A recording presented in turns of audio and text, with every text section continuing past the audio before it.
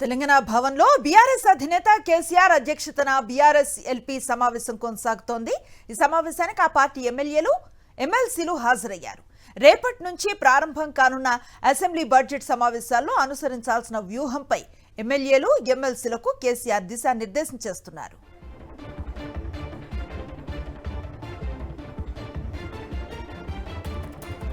తెలంగాణ భవన్ నుంచి మా కరెస్పాండెంట్ దిలీప్ మనకు లైవ్ లో అందుబాటులో ఉన్నారు. దిలీప్, చెప్పండి, బీఆర్ఎస్ ఎల్పీ సమావేశానికి సంబంధించి ఎలాంటి అప్డేట్స్ ఉన్నాయి?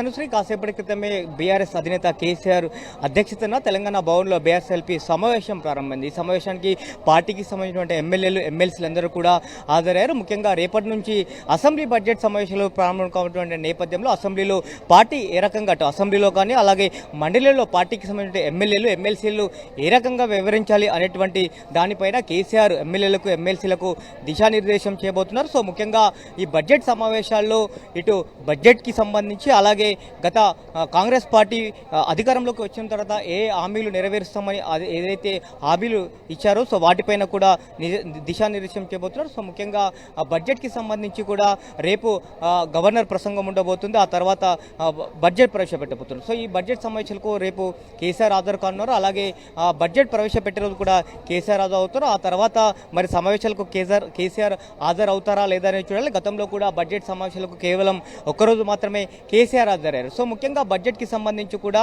ఇటు ప్రభుత్వం కూడా పదే పదే చెప్తా ఉంది. సో గత బీఆర్ఎస్ ప్రభుత్వం చాలా అప్పులు చేసింది. సో అప్పులు చేసిన దానికి కేవలం మిత్తులు మాత్రమే మేము కట్టాల్సినటువంటి పరిస్థితి నెలకొందంటూ కూడా ప్రభుత్వం చెప్తున్న నేపథ్యంలో సో ప్రభుత్వానికి సంబంధించి ఇటు బీఆర్ఎస్ పార్టీ ఏ రకమైనటువంటి అటాక్ చేయాలి అనే దానిపైన కూడా ఇటు దిశానిర్దేశం చేస్తున్నారు. అలాగే హామీలకు సంబంధించి ముఖ్యంగా రైతులకు సంబంధించి రైతు భరోసా, అలాగే రైతు రుణమాఫీ, అలాగే గిట్టుబాటు ధరలతో పాటు ఇటు పసుపు రైతులకు సంబంధించి అంశాలను కూడా అసెంబ్లీలో లేవనెత్తే అంశాలు కూడా ఇటు కేసీఆర్ అసెంబ్లీ ఇటు ఎమ్మెల్యేలకు దిశానిర్దేశం చేస్తున్నారు. అలాగే ఒక్కొక్క ఎమ్మెల్యే ఒక్కొక్క అంశం పైన ప్రిపేర్ అవ్వాలని చెప్పేసి కొంతమంది ఎమ్మెల్యేలు కూడా మాట్లాడే అవకాశం ఉన్నటువంటి నేపథ్యంలో ఎమ్మెల్యేలకు కూడా టాపిక్ వైజ్గా కూడా కేసీఆర్ డిసైడ్ చేస్తున్నారు. ఆ టాపిక్ సంబంధించి కూడా ఎమ్మెల్యేలు పూర్తి స్థాయిలో ప్రిపేర్ అయ్యి అసెంబ్లీకి రావాలని కూడా చెప్తున్నట్టుగా తెలుస్తోంది. అలాగే ముఖ్యంగా ఇది వేసవి కాలం రాబోతున్నటువంటి నేపథ్యంలో కూడా ప్రాజెక్టులో నీళ్లున్నప్పటికీ కూడా ప్రభుత్వ వైఫల్యం వల్లనే పంటలు ఎండిపోయినటువంటి పరిస్థితి కనిపిస్తున్న నేపథ్యంలో ఇటు ప్రాజెక్టులపైన కూడా చర్చకు లేవనెత్తాలనే అంశము, అలాగే ఇటు కాళేశ్వరం ప్రాజెక్టు, అలాగే పాలమూరు ఎత్తిపోతల పథకము, అలాగే